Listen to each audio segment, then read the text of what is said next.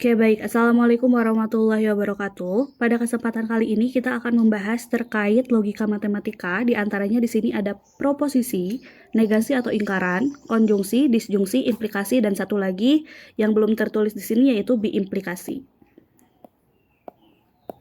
Yang pertama yang akan dibahas yaitu terkait proposisi.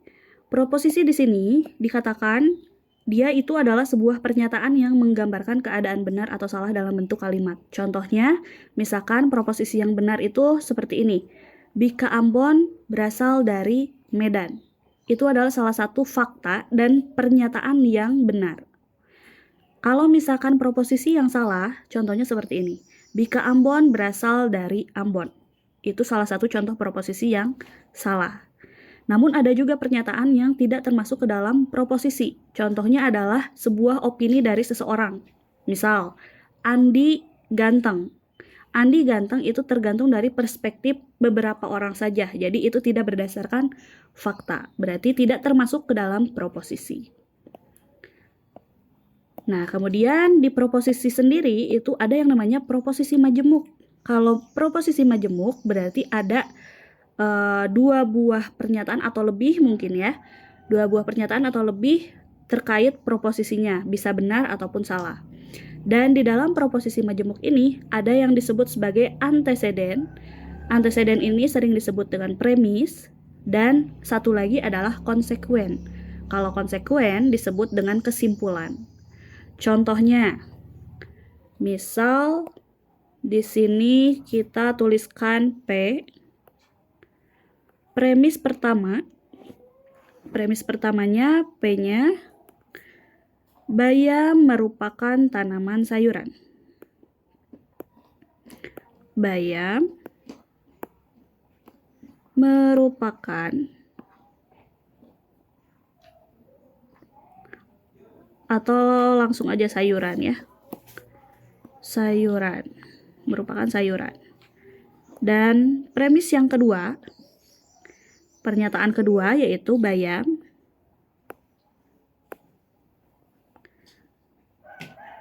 obat alami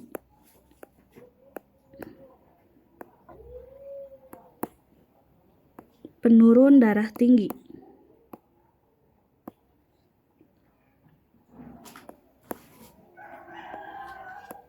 Darah tinggi. Nah, seperti ini. Ini namanya anteseden. Anteseden pertama atau premis pertama yaitu P. P ini dia berisi satu pernyataan, yaitu bayam merupakan sayuran. Dan premis yang kedua adalah Q. Q ini berisi pernyataan yang menyebutkan bahwa bayam obat alami penurun darah tinggi. Jika kita simpulkan, berarti kesimpulannya itu disebut sebagai konsekuen. Konsekuennya, bayam merupakan sayuran dan obat alami penurun darah tinggi. Itu adalah kesimpulannya, konsekuennya. Itu contoh dari proposisi majemuk. Oke, kita lanjut sekarang ke negasi. Negasi itu, untuk bahasa yang lebih mudahnya mungkin negasi itu adalah kebalikan. Kebalikan dari apa? Kebalikan dari yang awalnya pernyataannya benar bisa menjadi salah, ataupun yang salah menjadi benar. Apabila sebuah kalimat pernyataan bernilai benar, maka setelah dinegasikan, kalimat itu akan bernilai salah, begitu ya. Begitupun sebaliknya. Di sini contohnya adalah, ikan hanya bisa hidup di air. Ini sebuah pernyataan yang benar sesuai dengan fakta. Negasinya, kita bisa negasikan menjadi ikan bisa hidup di darat, kebalikan dari hidup di air. Atau negasi yang lainnya adalah ikan tidak hanya bisa hidup di air. Itu. Kemudian contoh yang kedua, monyet pandai memanjat pohon. Itu adalah sebuah pernyataan yang benar. Ketika dinegasikan menjadi monyet pandai menanam pohon. Atau negasi yang lainnya, kita tinggal menambahkan kata tidak atau bukan. Monyet tidak pandai memanjat pohon. Itu adalah negasi dari monyet pandai memanjat pohon. Begitu, itu negasi. Kemudian ada lagi nih yang namanya konjungsi. Konjungsi itu adalah sebuah kata hubung yang menggunakan dan. Nah, ini ya, kata hubung konjungsi adalah dan dengan simbol segitiga seperti ini. Nah, yang ini tandanya sehingga semua pernyataan majemuk yang dibentuk oleh kata penghubung dan disebut konjungsi. Contohnya, di sini ada dua premis. Yang pertama, premis P, dia pernyataannya seperti ini. Tahun 2004 adalah tahun kabisat. Tahun kabisat itu adalah habis dibagi 4, yang bisa habis dibagi 4. Kemudian premis yang kedua, bulan Februari di tahun 2020 memiliki 29 hari. Ketika kita lakukan atau mengubahnya ke dalam konjungsi, maka hasilnya P konjungsi Q adalah tahun 2004 adalah tahun kabisat, dan di sini ada dan ya. Dan ini sebagai tanda konjungsi tadi. Jadi kalimat yang premis yang pertama dulu, tahun 2004 adalah tahun kabisat. Kita hubungkan dengan kalimat yang kedua menggunakan dan Q-nya adalah bulan Februari di tahun 2020 memiliki 29 hari. Berbeda apabila kita menuliskannya atau dimintanya adalah keep konjungsi P. Berarti kalau keep konjungsi P, yang dituliskan itu adalah yang Q-nya dulu. Bulan Februari di tahun 2020 memiliki 29 hari. Dan tahun 2004 adalah tahun kabisat. Jadi tergantung dari soalnya. Kemudian kita beralih lagi. Oke. Dari yang tadi ya, dari yang soal yang atas, ini masih nyambung. Kita bisa menuliskan beberapa kemungkinan pernyataan dari soal yang tadi. Soal yang di atas. Nah, soal yang ini. Tahun 2004 adalah tahun kabisat, habis dibagi 4. Dan bulan Februari di tahun 2020 memiliki 29 hari. Kemungkinan yang pertama, namun di sini kalian bisa lihat di sini 2020 ya. Tahun 2020 adalah tahun kabisat. Apakah 2020 habis dibagi 4? Berarti betul ya. Pernyataan tahun 2020 adalah tahun kabisat itu pernyataan yang benar. Kemudian kita tambahkan dan di sini. Dan memiliki 29 hari di bulan Februari. Berarti yang kiri ini benar. Yang kiri benar dan yang kanan juga benar. Jika dua-duanya benar pernyataannya, maka dia akan bernilai benar. Jadi pernyataan ini benar dalam konjungsi. Kemudian pernyataan yang kedua, kemungkinan yang kedua yaitu tahun 2020 adalah tahun kabisat dan memiliki 28 hari di bulan Februari. Yang ininya benar, yang sebelah kirinya benar, yang 28 hari ini salah. Berarti benar dan salah. Benar dan salah dalam konjungsi akan bernilai salah. Oke ya. Kemudian pernyataan yang ketiga, tahun 2020 bukan tahun kabisat, yang ininya salah. Memiliki 29 hari di bulan Februari, ini benar. Nah, ini juga kalau misalkan salah dan benar, dia pernyataannya bernilai salah. Jadi semua pernyataan ini bernilainya salah. Terakhir, tahun 2020 bukan tahun kabisat dan memiliki 28 hari di bulan Februari. Ini salah. Ini salah, ini salah. Kalau salah-salah, hasilnya salah. Berarti, dari sini kita bisa menyimpulkan bahwa, nah yang ini ya, dalam konjungsi, pernyataan akan dikatakan benar apabila dua pernyataan premis itu benar semua. Benar dan benar. Kalau misalkan ada salahnya, maka hasilnya salah nih. Yang ini salah. Jadi hanya satu yang dikatakan pernyataannya benar. Kemudian kita lanjut lagi ke yang keempat, yaitu disjungsi. Kalau tadi konjungsi, kata hubung menggunakan dan. Kalau disjungsi, itu kata hubung menggunakan atau. Dan untuk tanda disjungsi di sini menggunakan tanda V. Jangan terbalik ya, kalau yang konjungsi tadi menggunakan segitiga, kalau yang ini segitiganya kebalik. Itu disjungsi. Dan di sini juga contoh soalnya masih sama. Ada dua premis, P dan Q. P-nya tahun 2000 adalah tahun kabisat yang habis dibagi 4 dan bulan Februari di tahun 2020 memiliki 29 hari.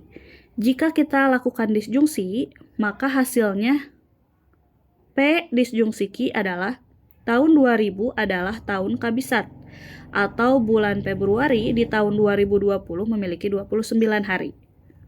Kata kuncinya di sini atau, karena disjungsi. Dan di sini ada beberapa kemungkinan pernyataannya.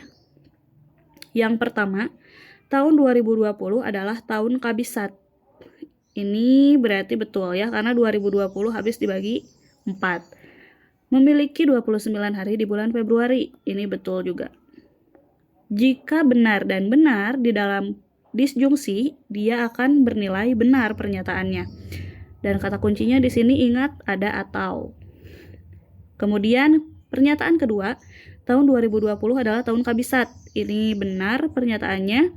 Memiliki 28 hari di bulan Februari, ini salah. Jika benar dan salah, maka dia pernyataannya adalah benar. Ini benar. Dan yang ketiga di sini ada tahun 2020 bukan tahun kabisat. Ini pernyataan salah. Memiliki 29 hari di bulan Februari, ini benar. Salah dan benar menjadi benar. Dan yang terakhir, tahun 2020 bukan tahun kabisat, ini salah. Memiliki 28 hari di bulan Februari, ini juga salah. Hasilnya, pernyataannya bernilai salah. Dan jika kalian ingin lebih memahami terkait konjungsi, perbedaan konjungsi dan disjungsi, kalian bisa mengibaratkan konjungsi itu seperti konjungsi itu seperti kali ya. Sedangkan disjungsi itu seperti penjumlahan.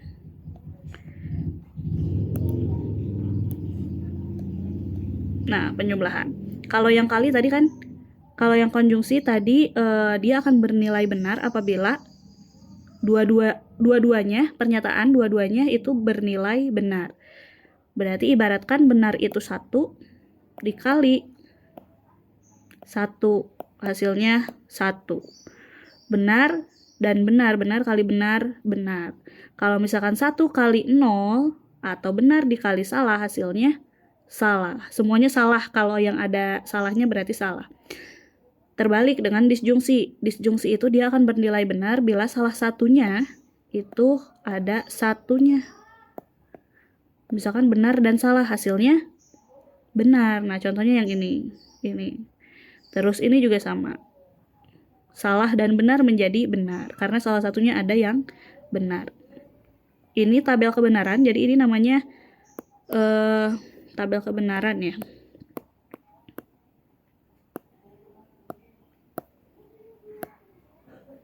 Tabel kebenaran. Terus ada lagi berikutnya di sini ada implikasi. Kalau implikasi itu menggunakan kata jika bla bla bla maka bla bla bla. Contohnya di sini ada pernyataan dua premis. Premis yang pertama P, Ismah lulus ujian. Dan yang kedua, Ismah memberikan uang kepada adiknya. Ketika kita lakukan implikasi itu tandanya seperti ini ya, simbolnya. Tanda panah ke kanan. Nah, ini.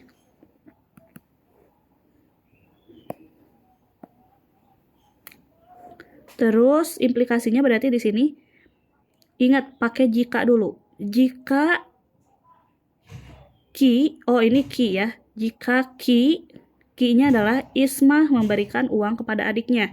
Jika Ismah memberikan uang kepada adiknya, koma, maka P-nya adalah Ismah lulus ujian. Kalau misalkan mau dibalikin, berarti soalnya P implikasi Q. Kalau P implikasi Q, berarti jikanya itu ke P-nya dulu. Jika Ismah lulus ujian, maka Ismah memberikan uang kepada adiknya. Di sini juga ada beberapa pernyataan, kemungkinan pernyataan. Mungkin kita langsung ke tabel kebenarannya. Dia akan bernilai salah. Kalau implikasi, dia akan bernilai salah apabila P-nya itu benar, Q-nya salah. Jadi yang pertama benar, yang keduanya salah. Kalau seperti ini, dia akan bernilai salah. Kita lihat di sini. Yang pernyataannya salah. Jika Ismah tidak lulus ujian, maka ia memberikan uang kepada adiknya.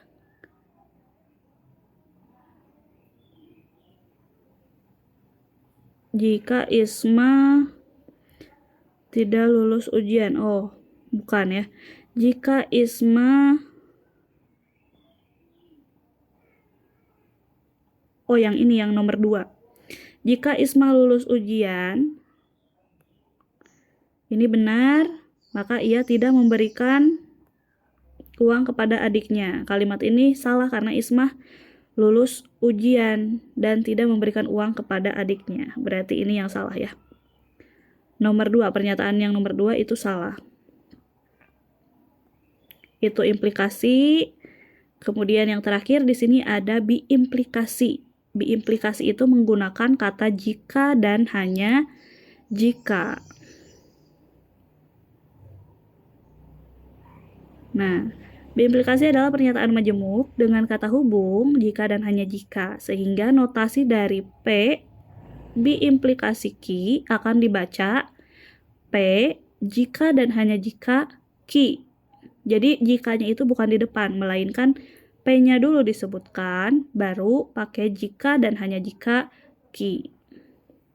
Simbolnya tanda panah seperti ini ya, berbeda dengan implikasi.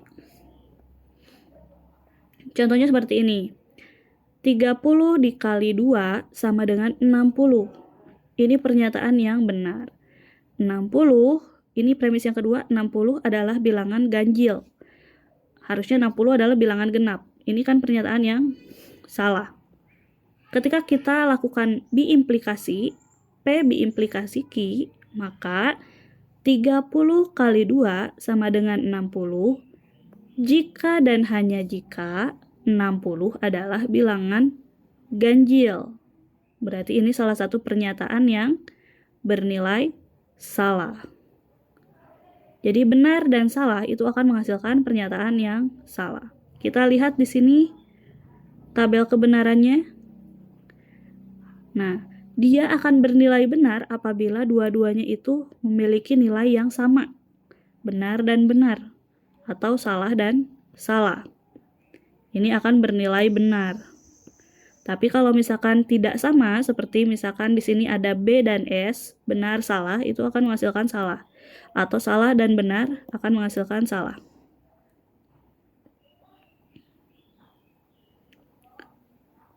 Nah, begitu ya. Kalau misalkan kita balik, misalkan bukan P biimplikasi Q, tapi Q biimplikasi P.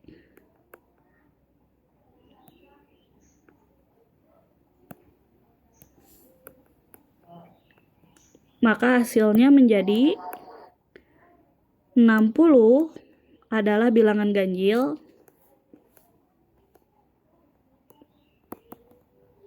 Bilangan ganjil jika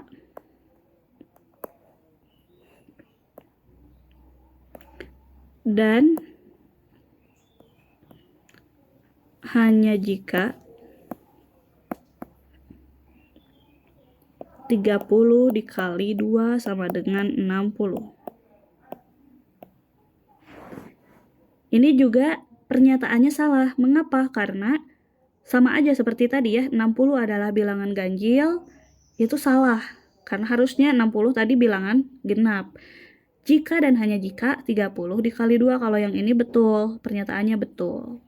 Jadi kalau misalkan salah benar, tetap aja hasilnya menjadi pernyataan yang bernilai salah. Kecuali kalau si ki-nya berarti ya, ki-nya kita lakukan negasi. Kita lakukan negasi ki biimplikasi p, maka hasilnya nanti bukan 60 adalah bilangan ganjil, melainkan 60 adalah bilangan genap. Jika dan hanya jika 30 dikali 2 sama dengan 60, maka nanti hasilnya pernyataannya adalah benar. Kalau seperti ini. Begitu.